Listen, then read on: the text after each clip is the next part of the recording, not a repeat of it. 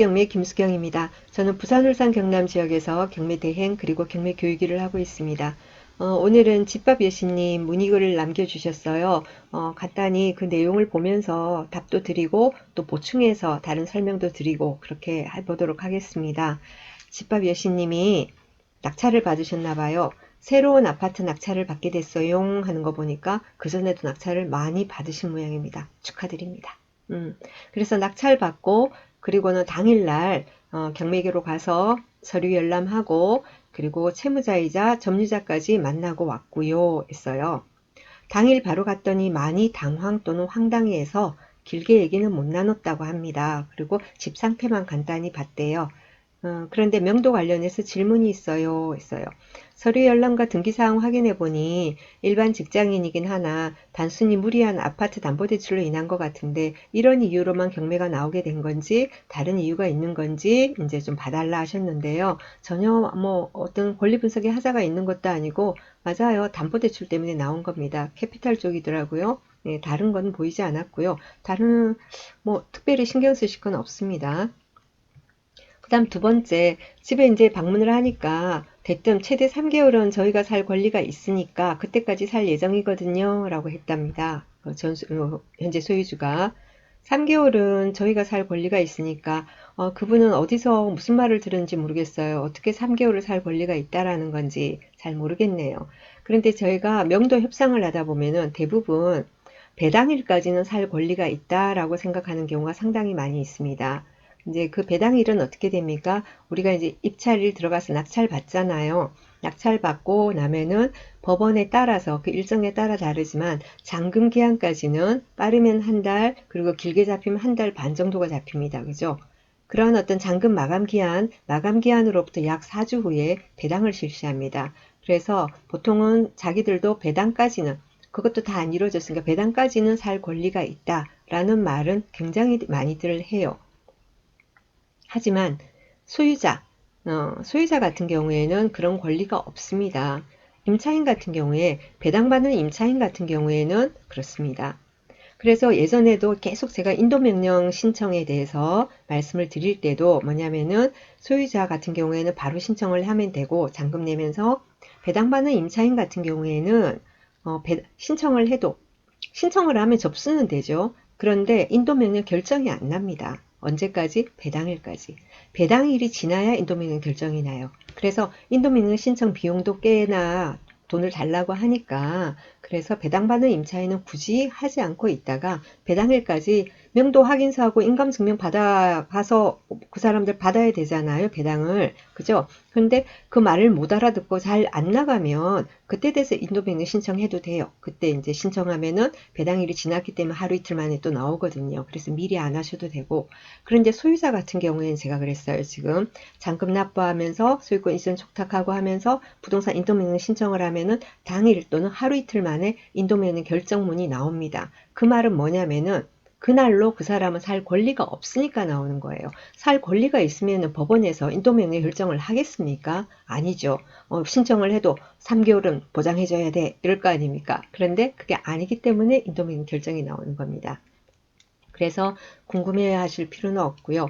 강제 집행 전까지는 살 마음인가 보다 생각했는데 제 판단이 맞는지 궁금하고 그건 그 사람 속은 저도 잘 모르겠어요. 대화를 잘 해서 풀어 나가시고요.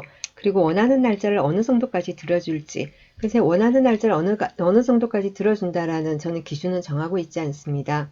저는 명도를 할 때 협상과 그리고는 법적 절차를 동시에 밟아 나갑니다. 협상을 하다가 안 돼서 법적 절차를 밟으면은 시간이 소요되고요. 그리고 협상을 하는 데 있어서 알았다고 언제까지 나가겠다고 약속을 철석같이 하고 합의 각서까지 써놓고도 안 나가고 갑자기 그 전날 돼가지고 그 전날부터 뭡니까 연락 두절되고 이런 경우들도 왕왕 있습니다. 그 합의 각서 받는다고 해서 우리가 그 집을 마음대로 문을 또 열고 짐을 드러내고 버리고 이럴 수도 없어요. 그건 어차피 법적으로 효력이 없는 겁니다. 그냥 심리적인 압박만 될 뿐이죠. 명도 이행 각서라는 게. 그렇게 되거든요. 그러니까 동시에 밟아 나가야 돼요. 언제까지 나가겠다 하고 말을 하더라도 인도명령 결정이 나면은 그걸 꼭 상대방이 받도록, 그죠? 안 받으면 특별송달, 야간송달이라도 해서 정 안 받으면 정말로 공시송달까지 가는 한이 있더라도 무조건 송달을 시켜야 됩니다. 그리고 협상은 협상대로 진행을 하고, 그리고 뭔가 좀 미심쩍잖아요. 언제 나가겠다고 말을 하는데 믿을 수가 없는 경우가 있어요. 그런 경우에는 돈이 들더라도 뭐죠?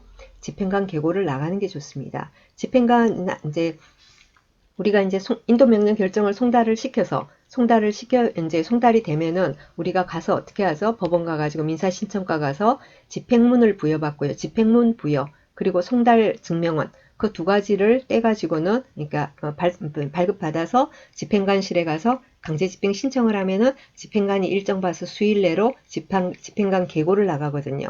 계고 나가고 14일이 지나야지 강제 집행을 할 수 있습니다. 집행관 계고 나가고 14일은 또 자진 인도 기간이에요. 그게 지나야지 이제 집행을 할 수 있는데 정 뭐 하면은 집행관 계고까지 하십시오. 집행관 계고하는 것도 근데 약간의 소액의 돈은 듭니다. 1, 20만 원 들어요. 또 13공까지 대동하면 그것도 10에서 15만 원 듭니다. 그럼 한 3, 40만 원 들 수 있잖아요.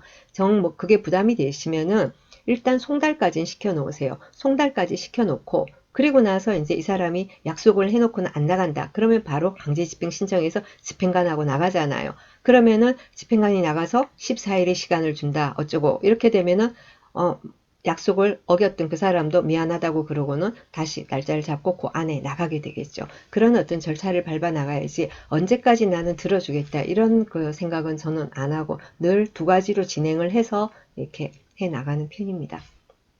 그리고 또 하나 이제 말씀을 드리자면 여기에 여신님도 경락 대출 이제 경락잔금 대출이자 이제 부담 뭐 이런 말이 와요. 자 그러면은 우리가 왜 경매 낙찰을 받고 저기 그 확정이 되고 그죠 확정이 되고 그리고는 또 그 저기 14일이 지나면은 잔금을 낼 수 있잖아요. 그렇지 않습니까? 매각 허가 결정이 확정이 돼야지. 그러니까 낙찰일로부터 14일이 지나야지 잔금을 낼 수 있어요. 경매는 그죠? 자, 그런데 그러면 바로 낼 수 있다 이러면 바로 낼 것인가? 아니면은 뭐 마감 기한 거기에 맞춰서 낼 것인가? 그거는 점유자가 어떤 사람이냐에 따라 달라집니다. 점유자가 자 소유자가 살고 있어요. 그런 경우에는 인도명령 신청을 하면 바로 나옵니다. 자 그래서 명도를 빨리빨리 진행을 할 수 있죠. 그러니까 좀 앞당기고 싶으면은 바로 내시면 돼요. 14일 지나고 바로 내시면 되고 그런데 뭐가 하냐면은 임차인이 있다. 배당받는 임차인이 있다. 이러면은 배당받는 임차인은 배당일까지는 어차피 어떻게 우리가 할 수가 없어요. 그러면은 잔금 마감 기한으로부터 약 4주 후에 배당을 한단 말이에요. 그래서 우리가 잔금을 빨리 낸다고 해서 배당길이 앞당겨지는 게 아니에요. 배당길은 딱딱 정해져 있어요. 사건마다. 어, 여러 사건을 한꺼번에 우리가 경매 입찰할 때 많은 사건을 한꺼번에 경매하듯이 그 사건들의 잔금 기한도 마감 기한이 똑같이 정해져 있고 배당일도 똑같이 정해져 있어요. 그래서 내가 잔금을 빨리 낸다고 해서 배당길이 앞당겨지는 게 아니니까 임차인이 있는 경우에는 잔금 마감 기한 임박해서 내시면 됩니다. 그렇게 하시면 되고요. 그리고 또 이제 소유자도 아니고 저기 그 임차인도 아닌 경우 있지 않습니까? 소유자도 아니고 임차인도 아닌 경우 그런 경우도 그냥 바로 빨리 내셔도 괜찮습니다. 빨리 내잖아요. 근데 법원에서 볼 때 이 사람은 소유자도 아니고 임차인도 아니에요. 자 이런 경우에는 어떻게 돼? 인도명령 결정이 바로 나오는 게 아니고 법원에서 신문서가 발송이 됩니다. 당신 누구냐라는 거죠.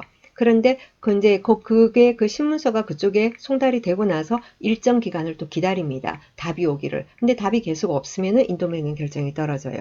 그래서 소유자도 아니고 임차인도 아닌 애매모호한 사람이 있는 그런 경우에는 우리가 도리어 명도가 좀 길어질 수가 있습니다. 왜냐하면 명도가 협상이란 게 순수한 협상만으로 우리가 명도가 이루어지는 게 아니고 법적 압박과 함께 이루어지거든요. 그러다 보니까 조금 길어질 수 있다라고 미리 입찰 전에 예상을 하셔야 됩니다. 일반 소유자 명도하는 것보다 뭐 한 달 정도는 재수 없으면 더 길어질 수도 있다. 이 정도 예상을 하시는 게 좋고요.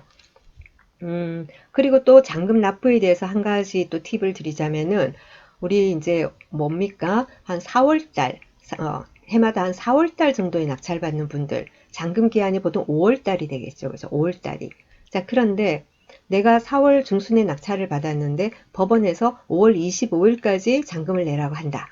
이렇게 한다고 합시다. 자, 그런데 우리 재산세라는 부분에 들어가서 재산세 부과하는 기준이 6월 1일 날, 해마다 6월 1일 날 그 부동산을 소유하고 있는 사람한테 재산세가 나가거든요.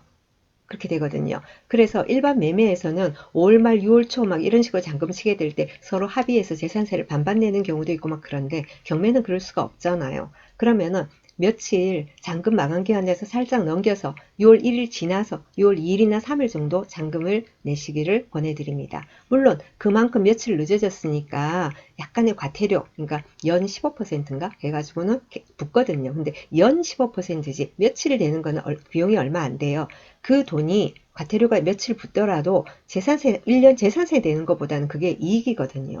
그래서 4월 달에 낙찰받는 분 5월 달에 잔금 내지 마시고 살짝 넘겨서 내시라고 그렇게 안내를 드립니다. 자, 오늘 여기까지 하겠습니다. 감사합니다.